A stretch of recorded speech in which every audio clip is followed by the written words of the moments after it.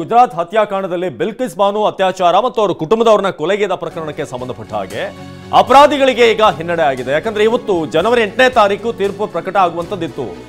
ಅತ್ಯಾಚಾರ ಪ್ರಕರಣದ 11 ಅಪರಾಧಿಗಳಿಗೆ ಭಾರಿ ಹಿನ್ನಡೆ ಆಗಿದೆ. ಮತ್ತೆ ಜೈಲಿಗೆ ಕಳಿಸುವಂತೆ ಸರ್ಕಾರಕ್ಕೆ ಸುಪ್ರೀಂ ಸೂಚನೆಯನ್ನ ಕೊಟ್ಟಿದೆ. ಇವರೆಲ್ಲ ಸನ್ನಡತೆ ಆಧಾರದ ಮೇಲೆ ಜೈಲಿನಿಂದ ರಿಲೀಸ್ ಆಗಿದ್ರು.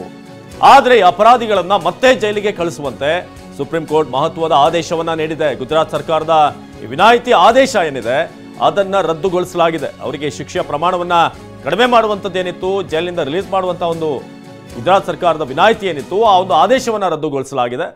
ಸೊ ಸಮರ್ಥನೀಯ ನಡೆ ಅಲ್ಲ ವಂಚನೆ ಕೃತ್ಯ ಎಂದಿರುವಂತಹ ಸುಪ್ರೀಂ ಕೋರ್ಟ್ ಅಪರಾಧಿಗಳ ಬಿಡುಗಡೆಯನ್ನ ಪ್ರಶ್ನೆ ಮಾಡಿ ಹಲವಾರು ಅರ್ಜಿಗಳನ್ನ ಸಲ್ಲಿಸಲಾಗಿತ್ತು. ತೀರ್ಪು ಪ್ರಕಟವನ್ನ ಅಕ್ಟೋಬರ್ 12ರಂದು ತೀರ್ಪು 2023ರಂದು ಸೊ ಅವತ್ತು ಕಾದಿರಿಸಲಾಗಿತ್ತು. ನ್ಯಾಯಮೂರ್ತಿ BV ನಾಗರತ್ನ ಹಾಗೆ ಉಜ್ಜಲ್ ಭಯಾನ್ ಪೀಠದಿಂದ ಈಗ ತೀರ್ಪು ಬಂದಿದೆ. ಸನ್ನಡತೆ ಆಧಾರದ ಮೇಲೆ ಇವರನ್ನ ಬಿಡುಗಡೆಗೊಳಿಸಲಾಗಿತ್ತು. ಆದರೆ ಈಗ ಮತ್ತೆ ವಾಪಸ್ ಜೈಲಿಗೆ ಕಳಿಸುವಂತೆ ಈ 11 ಅಪರಾಧಿಗಳಿಗೆ ಭಾರಿ ಹಿನ್ನಡೆ ಆಗಿದೆ. ಗುಜರಾತ್ ಹತ್ಯಾಕಾಂಡದ ಸಂದರ್ಭದಲ್ಲಿ ಬಿಲ್ಕಿಸ್ ಬಾನು ಹಾಗೂ ಅವರ ಮೇಲೆ ಸಾಮೂಹಿಕ ಅತ್ಯಾಚಾರ ಎಸಗಿ ಆಕೆಯ ಕುಟುಂಬ ಸದಸ್ಯರನ್ನ ಕೊಲೆಗೈದ ಪ್ರಕರಣದಲ್ಲಿ ಇವರೆಲ್ಲರೂ ಕೂಡ 11 ಜನ ಕೂಡ ದೋಷಿಗಳಾಗಿದ್ದರು. ಶಿಕ್ಷೆಯನ್ನು ತಗ್ಗಿಸಿತು ಗುಜರಾತ್ ಸರ್ಕಾರ. ಈ ಒಂದು ನಿರ್ಧಾರವನ್ನು ಪ್ರಶ್ನೆ ಮಾಡಿ ಅರ್ಜಿ ಸಲ್ಲಿಸಲಾಗಿತ್ತು. ಇದಕ್ಕೆ ಸಂಬಂಧಪಟ್ಟ ಹಾಗೆ ಇವತ್ತು ತೀರ್ಪು ಪ್ರಕಟ ಆಗಿದೆ. ಅವರೆಲ್ಲರೂ ಕೂಡ ಏನು ಗುಜರಾತ್ ಸರ್ಕಾರ ವಿನಾಯಿತಿಯನ್ನು ಕೊಟ್ಟಿತ್ತು ಆ ಅಷ್ಟು ಜನರಿಗೂ ಕೂಡ ಮತ್ತೆ ಜೈಲಿಗೆ ಕಳಿಸೋದಕ್ಕೆ ಈಗ ಆದೇಶ ಬಂದಿದೆ. 22 ವರ್ಷಗಳ ಹಿಂದೆ ನಡೆದಿದ್ದಂಥ ಗುಜರಾತ್ ಗಲಭೆ ವೇಳೆ ಬಾನು ಅವರ ಮೇಲೆ ಸಾಮೂಹಿಕ ಅತ್ಯಾಚಾರ ಮತ್ತು ಅವರ ಕುಟುಂಬದ ಸದಸ್ಯರನ್ನು ಹತ್ಯೆ ಮಾಡಿದಂಥ 11 ಅಪರಾಧಿಗಳನ್ನು ಅವಧಿ ಪೂರ್ವದಲ್ಲೇ ಬಿಡುಗಡೆ ಮಾಡಿದ್ದಕ್ಕೆ ಪ್ರಶ್ನೆ ಮಾಡಿದಂಥ ವಿಚಾರ ಇದು. ಸೊ ನಮ್ಮ ಪ್ರತಿನಿಧಿ ಹರೀಶ್ ಈ ಬಗ್ಗೆ ಹೆಚ್ಚಿನ ಮಾಹಿತಿಯನ್ನು ನೀಡ್ತಾರೆ. ಹರೀಶ್, ಈ ಗುಜರಾತ್ ಗಲಭೆ ಸಂಬಂಧಪಟ್ಟ ಹಾಗೆ ಇವರಿಗೆ ಶಿಕ್ಷೆಯ ಪ್ರಮಾಣವನ್ನು ತಗ್ಗಿಸುವಂಥದ್ದು ಸನ್ನಡತೆ ಆಧಾರದ ಮೇಲೆ ಬಿಡುಗಡೆ ಆಗಿತ್ತು. ಆದರೆ ಈಗ ಸುಪ್ರೀಂ ಏನು ಆದೇಶವನ್ನು ಕೊಟ್ಟಿದೆ, ಬಹಳ ಮಹತ್ವದ ಆದೇಶ ಇವತ್ತು ಪ್ರಕಟ ಆಗಿರುವಂಥದ್ದು.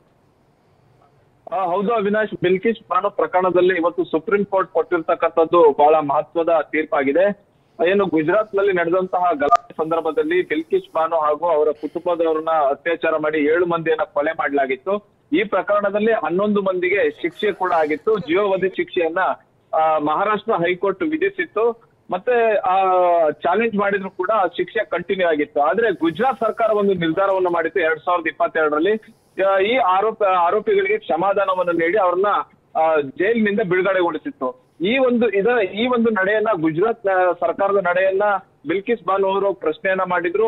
ಸುಪ್ರೀಂ ಕೋರ್ಟ್ ನಲ್ಲಿ ಪ್ರಶ್ನೆಯನ್ನ ಮಾಡಿದ್ರು. ಸುಪ್ರೀಂ ಕೋರ್ಟ್ ಸುದೀರ್ಘವಾದ ವಿಚಾರಣೆ ನಡೆಸಿ ಅಕ್ಟೋಬರ್ನಲ್ಲಿ ತೀರ್ಪನ್ನ ಕಾಯ್ದಿರಿಸಿತ್ತು. ಇವತ್ತು ತೀರ್ಪನ್ನ ನೀಡಿರುವಂತಹದ್ದು. ಗುಜರಾತ್ ಸರ್ಕಾರ ಏನು ಆರೋಪಿಗಳಿಗೆ ಕ್ಷಮಾದಾನವನ್ನ ನೀಡುವಂತ ಆದೇಶವನ್ನ ಕೊಟ್ಟಿತ್ತು ಆ ಆದೇಶವನ್ನ ವಾಪಸ್ ಪಡಿಬೇಕು ಅನ್ನುವಂತ ಸೂಚನೆಯನ್ನ ಕೊಟ್ಟಿದೆ.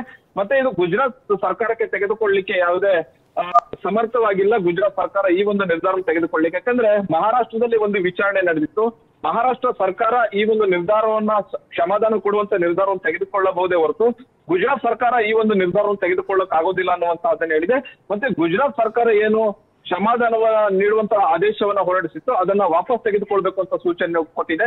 ಹೀಗಾಗಿ ಗುಜರಾತ್ ಸರ್ಕಾರ ಏನು ಕ್ಷಮಾದಾನವನ್ನು ನೀಡಿತ್ತು ಆರೋಪಿಗಳಿಗೆ ಜೈಲಿಂದ ಬಿಡುಗಡೆ ಮಾಡಿತ್ತು. ಈಗ ಆರೋಪಿಗಳ ಶಿಕ್ಷೆ ಕಂಟಿನ್ಯೂ ಆಗುತ್ತೆ. ಅವರನ್ನ ಮತ್ತೆ ಈಗ ಜೈಲಿಗೆ ಹೋಗ್ಬೇಕಾಗುತ್ತೆ.